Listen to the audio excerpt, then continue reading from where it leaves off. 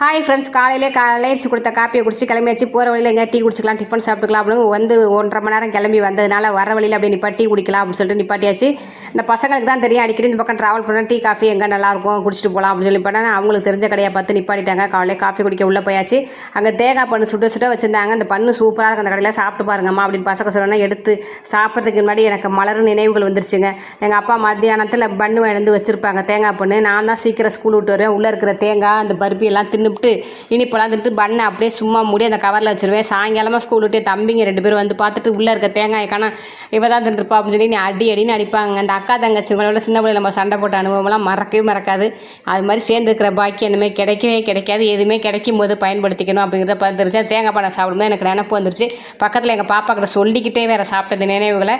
தேங்காய் பண்ணு ஒன்று சாப்பிட்டுட்டு டீயை குடிச்சிட்டு அடுத்து அப்படியே ட்ராவல் பண்ணிக்கிட்டே இருந்தோம்னா அடுத்து என்னதே டிஃபன் சாப்பிட்ற கடையில் போய் பார்க்கலாம். ஓகே, பாய்.